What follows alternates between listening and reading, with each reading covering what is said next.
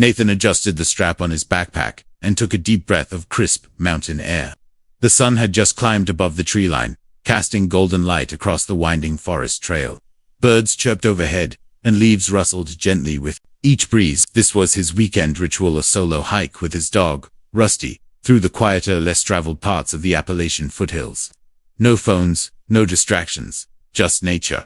Rusty trotted ahead, nose twitching, tail wagging in rhythmic sways. The golden retriever had always been well behaved on trails, staying close and returning immediately when called. But today, something felt slightly off. Rusty kept stopping to sniff at the air, ears perked and head cocked as if trying to make sense of a sound or scent Nathan couldn't detect. "Come on, boy," Nathan called, snapping his fingers. Rusty hesitated, sniffed again, then jogged to his side, but only for a moment. Not 10 minutes later, as they rounded a bend near an outcropping of tall boulders, Rusty suddenly stopped dead in his tracks. His body stiffened. Without warning, he barked sharp and loud. Then he bolted. "Rusty!" Nathan yelled, heart lurching. The dog raced off the trail and up a steep, grassy incline, disappearing into the thick underbrush. Nathan didn't think he sprinted after him, crashing through vines and stepping over fallen logs, branches whipping at his arms.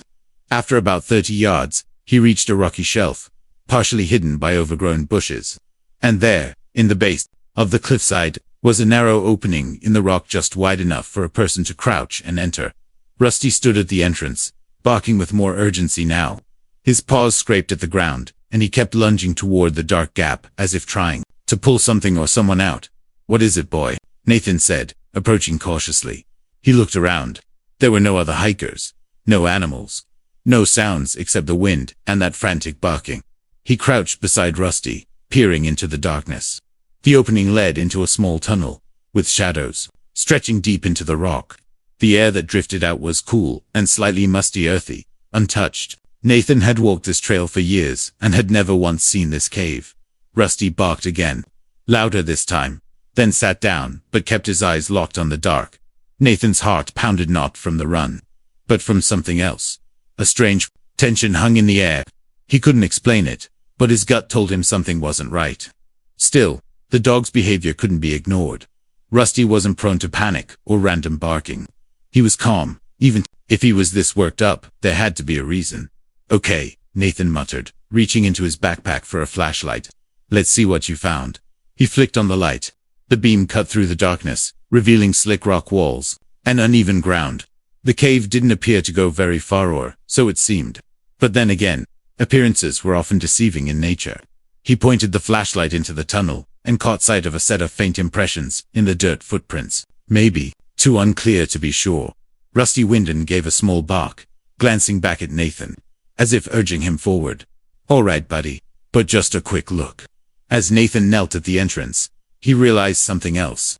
The air coming from the cave wasn't just cool, it was moving. A breeze, which meant the tunnel didn't just dead end. It connected to something bigger, something deeper. He looked at Rusty again. The dog wasn't just barking into nothing. He was trying to lead him somewhere. Nathan took a breath, steadied the flashlight in his hand, and crawled into the darkness. He didn't know it yet, but that single decision to follow his dog into the cave was about to change everything. Inside the narrow tunnel, Nathan moved carefully, one hand steadying himself against the cool stone wall, while the other held the flashlight in front of him. Rusty stayed close behind, still barking in short, alert bursts that echoed off the damp rock. The sound bounced back in strange, distorted ways, filling the tight space with a tense energy that made Nathan's skin prickle. The ceiling was low, forcing him to stoop. Drops of water dripped from above, and the air grew cooler with each step. The beam from the flashlight flickered slightly, but he tapped it, and the light steadied. Rusty paused beside him, his body tense, ears forward, growling low in his throat now. "What are you hearing?" Nathan whispered, as if afraid his voice might wake something. He listened. Aside from Rusty's breathing and the occasional bark, there was no other sound, no wildlife, no wind, just silence, thick and uneasy. About 30 feet in the narrow passage widened slightly into a small chamber. Nathan stood up straighter, shining the light around. The space was no bigger than a garden shed, with rough walls and a sloping ceiling. On the far side, the floor dipped down and disappeared into another dark tunnel, narrower than the one they had just come through. That's when Rusty started barking again, this time louder, more insistent. He ran toward the far wall and began pawing at something beneath a pile of small rocks. Nathan rushed over, kneeling beside him. He began moving the stones aside with his free hand as he pulled the last few rocks away. Something metallic glinted under the flashlight's beam. It was a box, rusted, dented, and almost completely buried. Nathan paused, heart pounding. It looked old, really old. He carefully wiped away the remaining dirt and dragged the box out. It was heavier than he expected. The lid creaked as he forced it open. Inside was a bundle of tightly packed items, faded papers, a leather-bound notebook, a cracked plastic flashlight, and a small cloth pouch. Everything was damp, but remarkably well preserved, given its surroundings. Rusty let out a low whine and stepped back, sniffing the air. Nathan picked up the notebook and flipped it open. The pages were water-stained, but still readable. The handwriting was neat, precise, probably written in pencil. The first page read, "Property of Dr. Raymond Ellis, Geological Research, March 1972. Nathan blinked. The name didn't ring a bell. He turned a few more pages, scanning words like unstable fault line, unusual seismic patterns, and cave-in risk. A chill crept up his spine. "What is this place?" he whispered. He turned back to the metal box and opened the cloth pouch. Inside was a small compass, cracked but still intact, and a folded sheet of paper. He unfolded it slowly. It was a map hand-drawn, showing a complex series of tunnels branching off from what appeared to be the very cave they were standing in. Rusty barked again, startling him. The dog stood at the entrance of the narrower tunnel at the back of the chamber, tail, rigid eyes fixed into the dark. Nathan aimed the flashlight toward the opening. Beyond the jagged rocks, the tunnel dipped downward and twisted out of sight. The air coming from it was colder, sharper, almost metallic, and more than anything, it smelled different. Not fresh earth or damp stone. Something else. Something older. He stood up slowly, holding the notebook in one hand, flashlight in the other. "I think we just found something someone didn't want found," he muttered. Rusty gave a low growl. Nathan felt it again, that invisible tension in the air. This was no ordinary cave, and whatever was deeper inside had waited a long time to be discovered. Taking one last glance at the map, he folded it carefully and tucked it into his pocket. Then, without another word, he followed Rusty into the dark, his flashlight beam slicing through the unknown. Nathan ducked into the narrow tunnel with Rusty just ahead of him.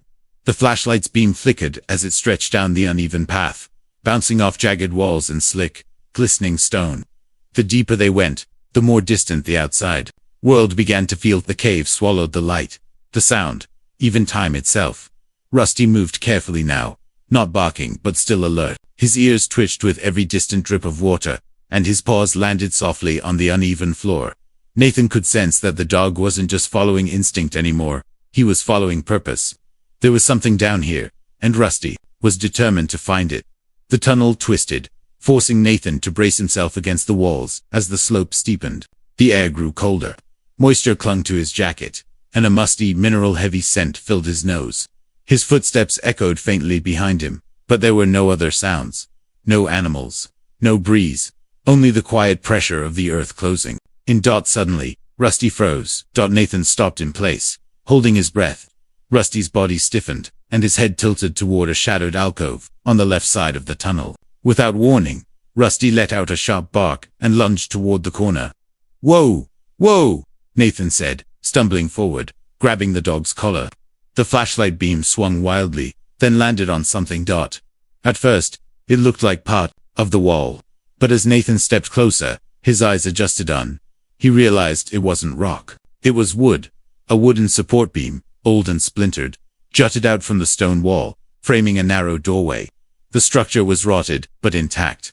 Someone had built it deliberately. It wasn't a natural formation. And whatever it led to had been sealed off with old boards, now warped and crumbling from moisture. Nathan pushed gently against the wood. It gave way with a groan, collapsing inward with a hollow crash. Beyond the doorway, the space opened into a room, not a cavern, but something more structured, man-made. The walls were lined with stacked stone, and the ground was unnaturally flat. Scattered across the floor were rusted metal tools, an overturned lantern, and what caught Nathan's eye, small wooden crate with faded lettering.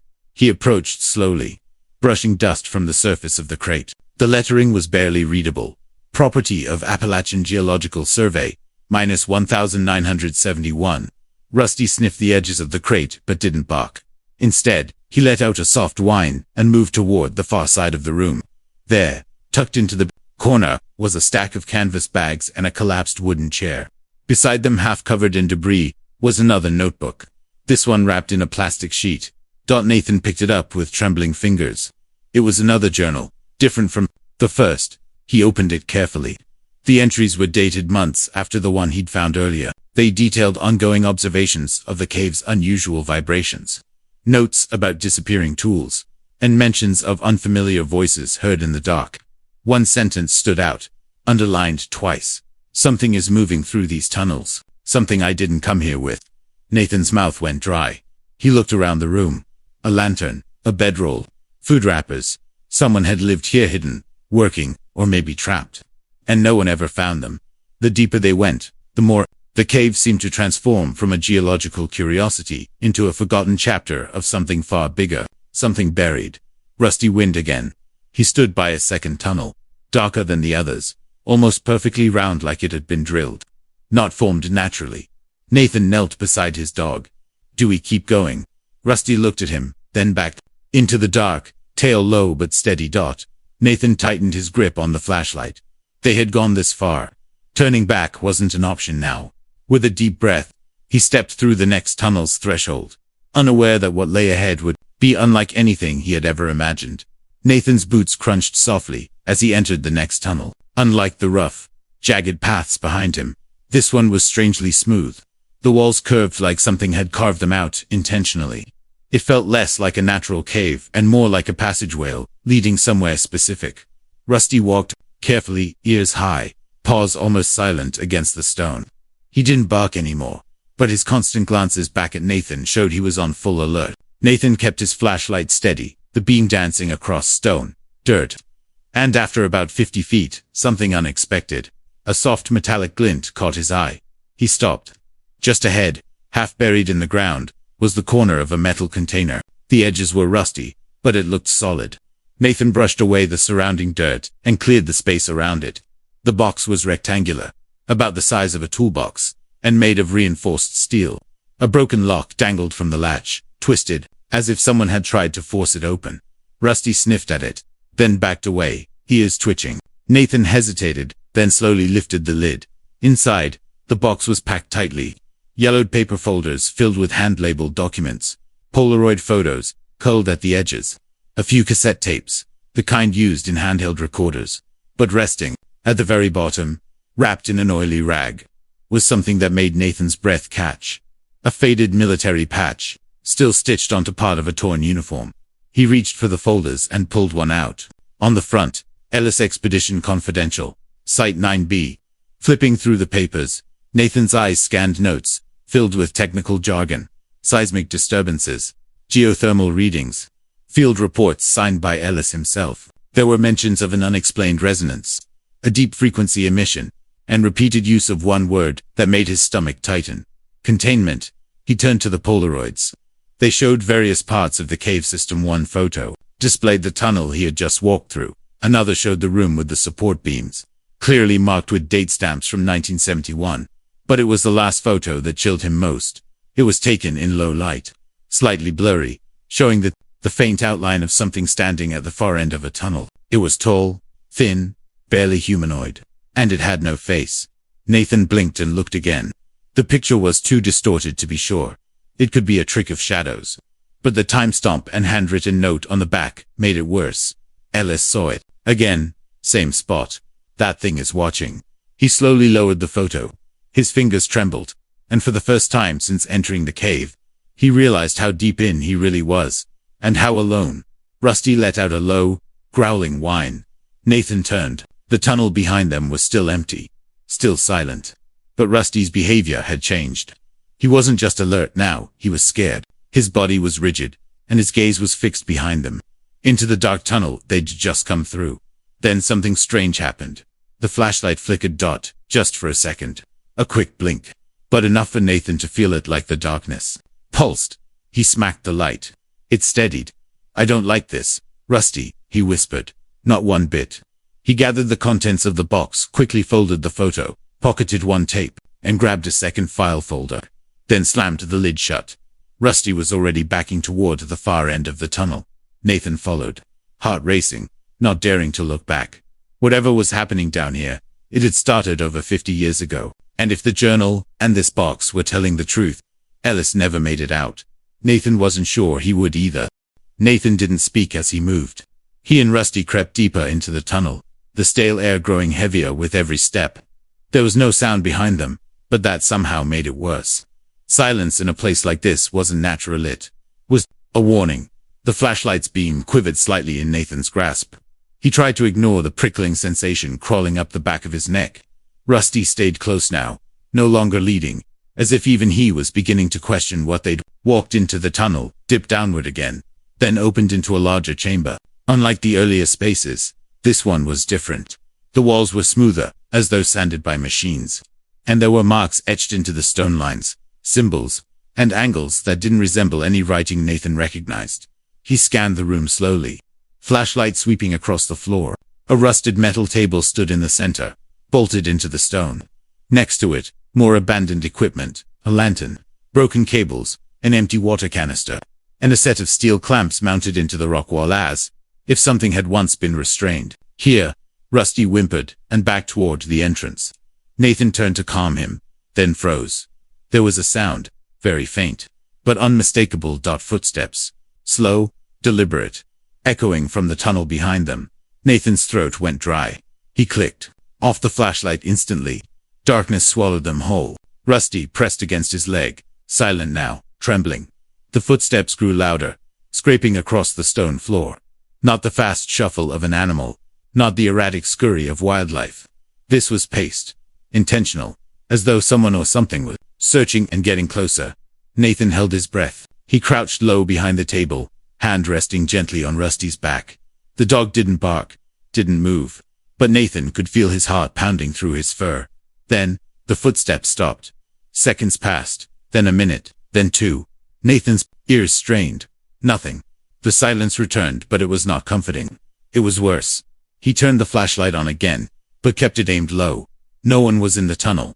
No shape, no shadow, no sign of movement, and yet, he felt watched. He backed slowly toward a second passageway on the far end of the chamber, guiding Rusty with quiet gestures. The symbols on the walls continued. They're more frequent now, and etched deeper, like they'd been carved in a hurry. As they entered the passage, the air shifted, warmer now, faintly electric. And beneath the layers of dust on the floor were fresh prints, boot prints, human, headed in the same direction. They were going. Nathan swallowed hard. Someone else had come through here recently. He pressed forward, feeling the walls close in around them again. The tunnel twisted in sharp angles, forcing them through tight turns, until it opened suddenly into a wide, circular room. This one was unlike any other. Built into the walls were metal panels and broken lights. This wasn't a cave. It was a constructed space, a lab, a station. The technology looked decades old, but functional once. In the center of the room stood a cylindrical structure, half collapsed, cables trailing from its base into the rock. And on the wall, near a shattered control panel, was something scrawled in red. Nathan stepped closer and read the message aloud, barely above a whisper. "We dug too far." It woke up. Rusty growled low and quiet. Behind them, back in the tunnel, the footsteps returned. But this time, there were two sets. Nathan stood frozen, the eerie message on the wall burning into his mind. "We dug too far." It woke up. Rusty's growl deepened, vibrating through the stillness. The faint echo of footsteps, the second pair now unmistakable, grew louder from the tunnel behind them. There was no light, no voice, just the deliberate cadence of something approaching. Nathan backed into the room, eyes sweeping the space.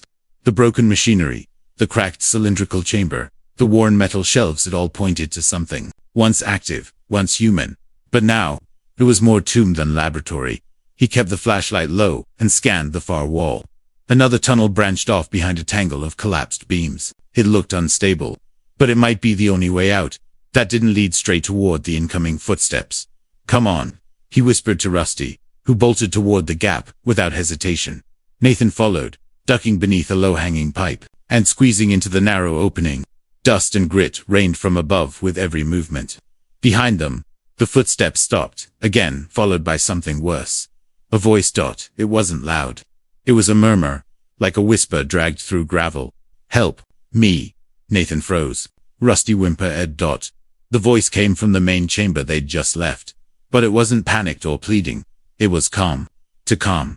The kind of calm that didn't belong in a place like this. Then it repeated clearer this time. Help me, please.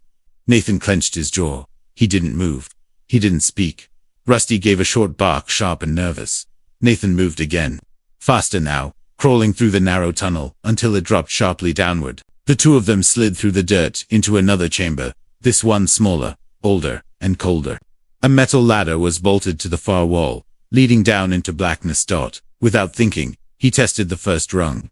It held. One step at a time. He descended, flashlight clenched between his teeth. Rusty hesitated above, then followed, carefully hopping down each rung behind him. They landed in another passage, narrower, tighter, and lined with moisture-dripping stone. This part of the cave didn't feel built. It felt broken into. And now, something was different. A low vibration hummed beneath Nathan's boots, almost like a current. Not sound exactly, more like pressure. The air had weight, like something massive was breathing in the dark. He glanced back up the ladder. Nothing. No voice. No footsteps. But the feeling of being watched had returned.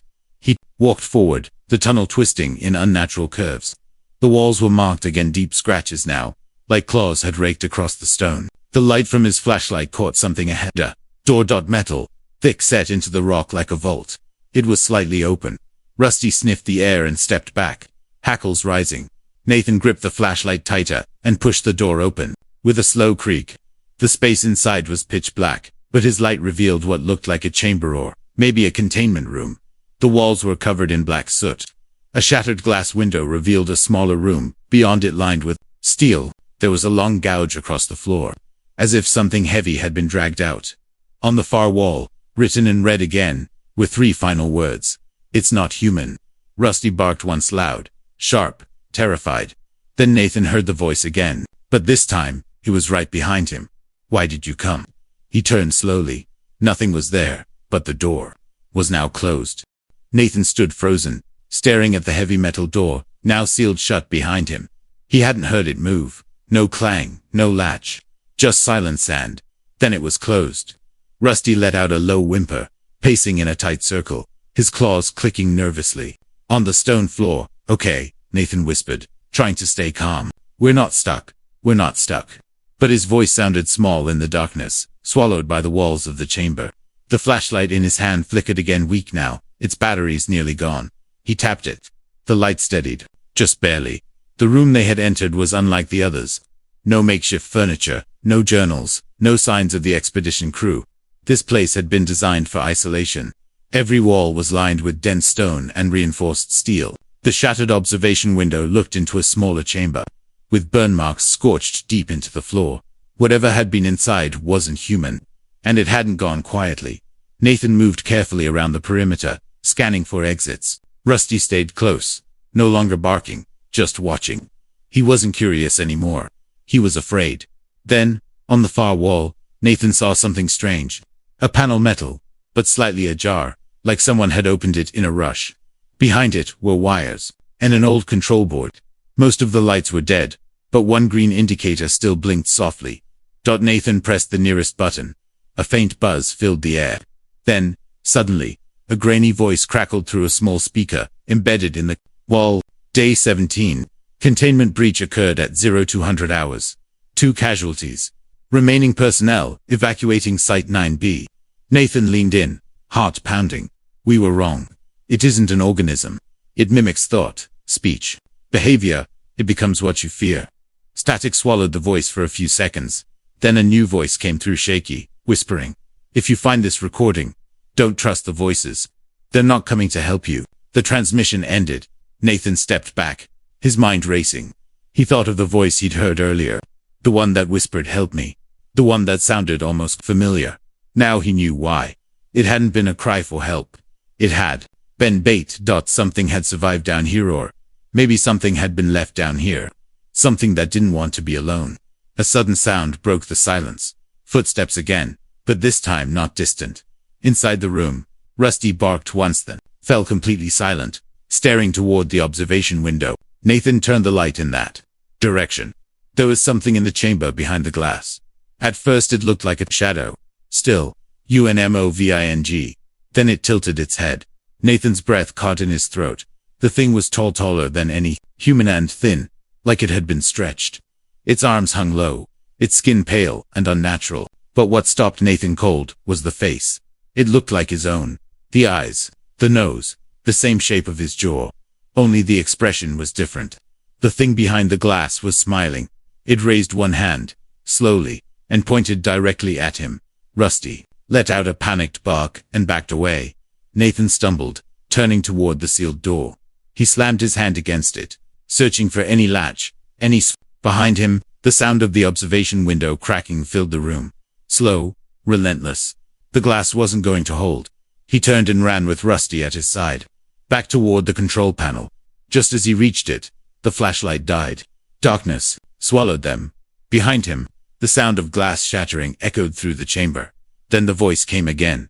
But this time, it sounded exactly like him. "Don't be afraid. I just want to be free."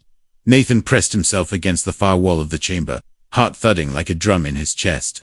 The glass had shattered completely now. He could hear the crunch of it beneath slow, deliberate footsteps. Whatever was behind that window was in the room with him. Rusty stood in front of him, low to the ground, his growl guttural and unbroken. Every hair on the dog's back bristled with primal fear. Then the voice came again. Calm, measured, unnatural. "Nathan, there's nothing to be afraid of." It echoed across the walls inside the walls as if the stone itself had learned to speak. But the worst part wasn't the sound. It was that the voice didn't come from one direction. It came from all of them. Nathan knew this was no hallucination. Whatever this thing was, it was real. Real enough to bleed. Real enough to mimic. Real enough to be dangerous. He reached blindly toward the control panel again, hands shaking. There had to be a way to open the sealed door. A switch. A trigger. Anything. Behind him. Footsteps drew closer. Rusty barked and lunged forward. There was a shriek, not animal, not human, a sound that rattled Nathan's bones. Then a thud. The thing had been hit. Nathan took his chance. He slammed his fist down on a red switch beneath the blinking green light. Nothing happened. Then, suddenly, click. The sealed door groaned. It was opening. "Go!" Nathan shouted. Rusty bolted through the widening gap. Nathan followed, diving through just as the door slid fully open. Behind them, the creature didn't scream. It didn't chase. It just laughed. The sound twisted in pitch as the door sealed shut again, cutting it off like the slam of a coffin lid. Nathan and Rusty found themselves in a new corridor, steeper now. The walls slanted, as if leading even deeper underground. But there was light here, faint, flickering, like emergency lighting from an old generator. For the first time, Nathan could see without his flashlight. They walked carefully down the corridor, guided by the light and the sound of distant aerial airflow. A way out, maybe. But as they descended, Nathan noticed something strange. The walls began to change. Stone gave way to steel. Steel gave way to glass. And then nothing. A massive open space appeared ahead of them, an underground dome. At its center was a pillar of stone surrounded by metal scaffolding and archaic equipment. But that wasn't what made Nathan stop. It was the figures. Dozens of them. Frozen. Motionless. They were scattered across the room, encased in a strange waxy resin. Men and women in torn uniforms. Cameras. Clipboards. Some reaching out. Forever paused in time. Their faces locked in expressions of terror. This was the Ellis expedition. They hadn't just vanished. They had been taken. Nathan backed away slowly, unwilling to take another step. His foot struck something, another box, like the one he found earlier. This one was newer. Labeled in marker. Warning. Mimic is Jiware. A note stuck to the side, barely legible. It learns through us. Don't speak to it. Don't listen. It wears the last voice it hears. Nathan turned to Rusty, who was staring up at him, ears pinned back. A final noise echoed across the dome. Footsteps. The same steady rhythm. Nathan didn't wait. He turned, grabbed the box, and ran. The air was stronger. Now he could hear wind. There was a way out. Rusty darted ahead, barking toward a narrow gap in the rock. They climbed, crawled, squeezed through the crevice until light broke above them. Light, sunlight. They burst out onto the hillside. Cold air hit Nathan's face. The sky was gray, but it was sky. Behind him, The cave entrance was silent. Rusty barked once, and sat at his side, tail wagging slowly, head tilted as if to say, "Told you something was wrong." Nathan looked back toward the cave, still gripping the boxed whatever that thing was. It was still down there, mimicking, waiting, and listening.